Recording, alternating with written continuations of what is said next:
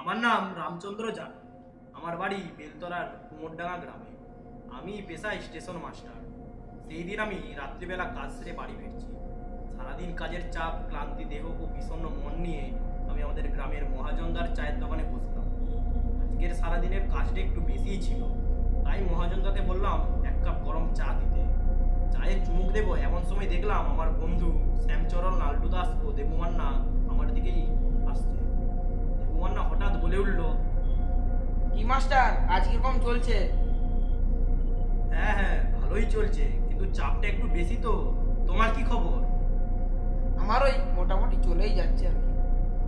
দেবুমান্না হলেন গিয়ে পেশায় একজন শিক্ষক, হাই স্কুলে জীবন বিজ্ঞান পড়ান। আমি মোহনচন্দ্রকে বললাম সবার জন্য চা নিয়ে এসো।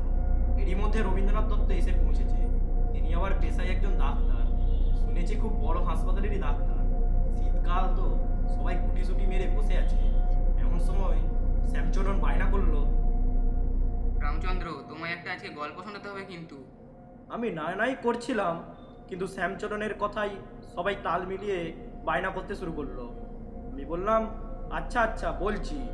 এতক্ষণে সবাই ভালো করে বসে আমার মুখের দিকে কৌতূহলভাবে তাকিয়ে আছে। আমি বলতে লাগলাম, এই ঘটনাটা ঘটেছিল যখন আমি কলেজে পড়ি। তখন আমি এক বন্ধুর সঙ্গে বাইকে করে তার দিদির বিয়েতে 2-5 দিনের জন্য গিয়েছিলাম। ভালো মন্দ খেয়ে চারিদিকে ঘুরে আনন্দ করে শেষ দিন বাড়ি ফিরছিলাম। সেই দিন আমি বাইকটা নিজেই চালাচ্ছিলাম ও পিছনে বসেছিল আমার বন্ধু অমিত। গ্রামের রাস্তা বনে জঙ্গলে ঢাকা। সেই রাস্তা দিয়ে আমিও আমার বন্ধু দুজনই রাত্রি 9টার সময় বাড়ি ফিরছি। এত রাত হয়েছে এই অমিতের জন্য, আর একটু থাকবো থাকবো বলে রাত্রি করিয়েছে। আমি লোকের মুখে শুনেছিলাম ওই জায়গাটা নাকি একটু খারাপ, ভয়ও লাগছিল। তাই আর কিছু না ভেবে গাড়ি চালাতে লাগলাম। কিছুক্ষণ পর দেখলাম রাস্তার এক ধারে একটা বোর্ডে লেখা আছে পলাশপুর। আরও একটু এগোতে মনে হলো গাড়ির স্পিডটা যেন হঠাৎ কমে যাচ্ছে।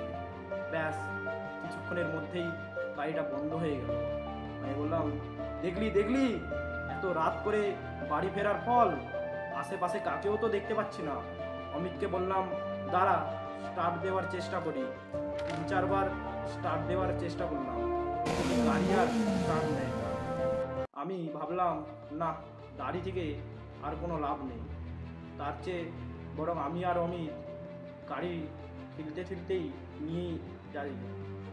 হঠাৎ আমার নজরে পড়লো সামনে বট গাছের তলায় বসে থাকা লোকটির ওপর।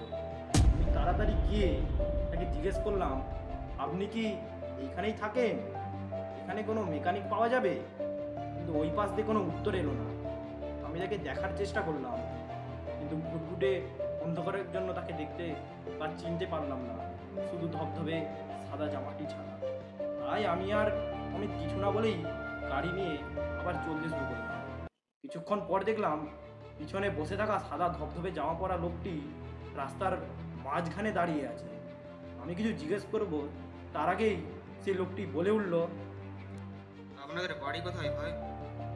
আমি বললাম, আমাদের বাড়ি বেলতলার কুমোরডাঙ্গা গ্রামে। এই বলে থামবো কি, তার আগেই জোরে আওয়াজে বজ্রপাত ও ঝমঝম করে বৃষ্টি নেমে এলো। এতক্ষণে লোকটিকে অন্ধকারের জন্য দেখা যাচ্ছিল না, কিন্তু বজ্রপাতের আলোতে আমরা এক ঝলকের জন্য পরিষ্কার দেখতে পেলাম। দেখলাম যে শুষ্ক জীর্ণ এক কঙ্কাল সার চেহারা লোকটি, চোখ ঠিকরে বেরিয়ে এসেছে, মাথা দিয়ে রক্ত গড়িয়ে পড়ছে, মুখের এক পাশ পুড়ে গেছে। সে কি ভয়ঙ্কর চেহারা! কে আপনি? কে? আমি দেখলাম সেই লোকটির কঙ্কাল হাত আমাদের দিকে এগিয়ে আসছে।